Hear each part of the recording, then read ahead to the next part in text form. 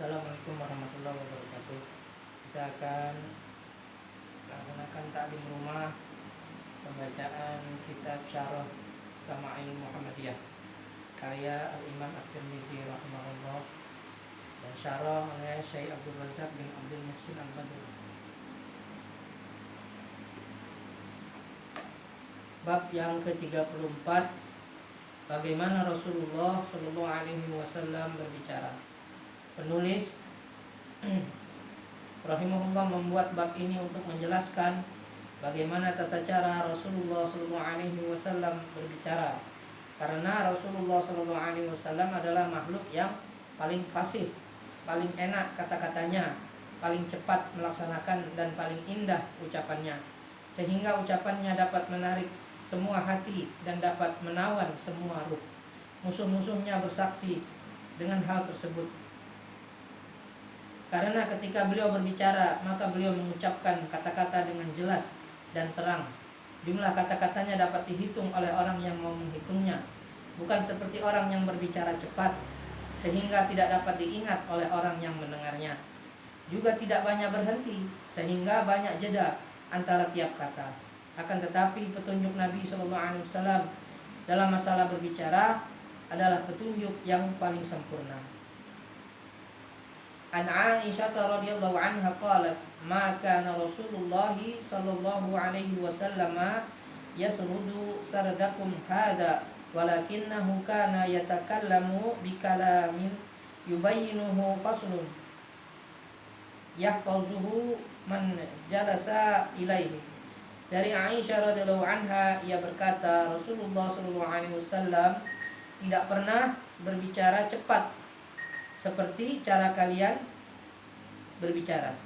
Akan tetapi beliau berbicara dengan ucapan yang jelas dan terang. Orang yang duduk di hadapannya dapat menghafalnya. Diriwayatkan oleh Imam At-Tirmizi dan dihasan oleh Syekh Al-Albani. Beliau biasa mengulangi ucapannya sebanyak 3 kali agar orang yang mendengarnya dapat memahaminya. Dan jika beliau sallallahu alaihi wasallam mengucapkan salam, maka beliau mengucapkan 3 kali. Beliau sallallahu alaihi wasallam biasanya banyak berdiam, tidak bicara dalam hal yang tidak dibutuhkan. Beliau sallallahu alaihi wasallam membuka pembicaraan dan metutupnya dengan kedua mulutnya dengan jelas. Beliau berbicara dengan ucapan ringkas dan padat makna, jawami'ul kalim. Beliau menjelaskan dengan terang, tidak berlebih-lebihan dan juga tidak kurang. Beliau SAW tidak pernah berbicara tentang hal-hal yang tidak penting baginya, dan juga hanya berbicara dengan ucapan yang dapat diharapkan mendatangkan pahala. Dalam kitab Zadul Ma'ad karya Ibnu Qayyim rahimahullah.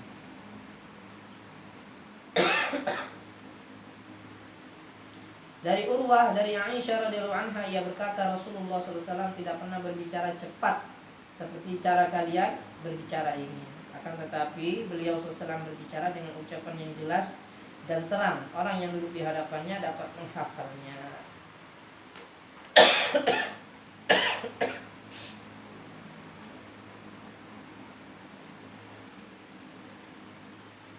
Dari Anas bin Malik radhiyallahu anhu, ia berkata, Rasulullah SAW biasa mengulangi ucapan beliau sebanyak 3 kali agar benar-benar difahami. Hadis riwayat Bukhari dan penulis dalam kitab Al-Jami. Dalam hadis ini jelaskan bahwa Nabi SAW biasa mengulang kata-katanya sebanyak 3 kali agar dapat dipahami. Ini tidak menjadi petunjuk beliau dalam semua ucapan beliau. Akan tetapi beliau melakukannya jika memang diperlukan atau untuk menekankan masalah yang dibicarakan agar diperhatikan. Pengulangan ini memiliki beberapa tujuan. Di antara tujuannya adalah orang yang mendengarnya jadi paham dan dapat menghafal ucapannya. Oleh sebab itu Anas mengatakan agar benar-benar difahami. Hadis selanjutnya,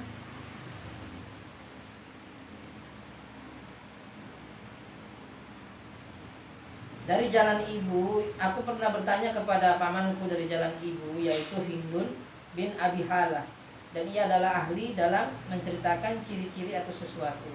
Aku bertanya, terangkanlah kepadaku cara berbicaranya Rasulullah SAW.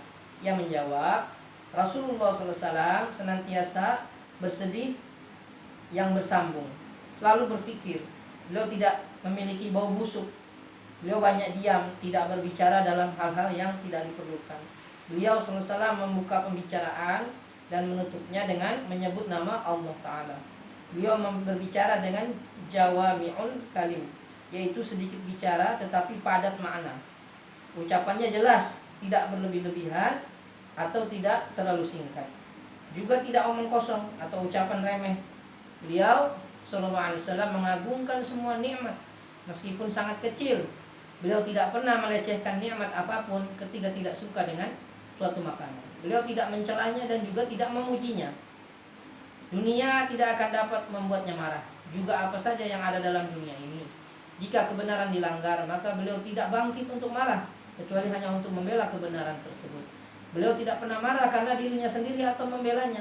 Jika beliau menunjuk, maka menunjuk dengan seluruh telapak tangannya. Jika beliau merasa takjub, maka beliau membalikannya. Jika beliau berbicara, maka beliau menyambungkannya dan memukulkan telapak tangan kanannya ke telapak ibu jari tangan kiri.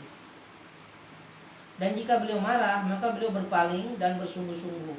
Jika beliau bergembira, maka beliau menundukkan ujung matanya. Seluruh tertawanya beliau hanyalah berbentuk senyuman saja yang menetes seperti rintik-rintik dari awan. Masya Allah. Ini adalah penjelasan, ini adalah bagian dari hadis panjang yang sebagiannya sudah disebutkan. Perkataan Hindun, Rasulullah SAW senantiasa bersedih dan bersambung. Maka Ibnu Qayyim rahimahullah berkata dalam kitab Madarijus Shalikin, hadis Hindun bin Abi Hala tentang sifat Rasulullah SAW senantiasa bersedih dan bersambung adalah hadis yang tidak sahih.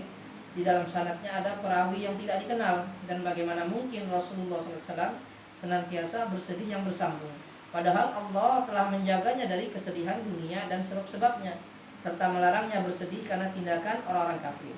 Allah juga telah mengampuni dosa-dosanya yang telah lalu dan yang akan datang. Lalu dari mana datangnya kesedihan yang menimpanya? Akan tetapi yang benar, beliau selalu bahagia dan selalu tersenyum. Wallahu a'lam bishawab. Semoga Allah Subhanahu wa taala kita kemudahan untuk mengamalkan dan menyampaikan. Kita tutup dengan doa kifaratul majelis. Subhanakallahumma wa bihamdika asyhadu an la ilaha illa anta astaghfiruka wa atubu ilaik. Assalamualaikum warahmatullahi wabarakatuh.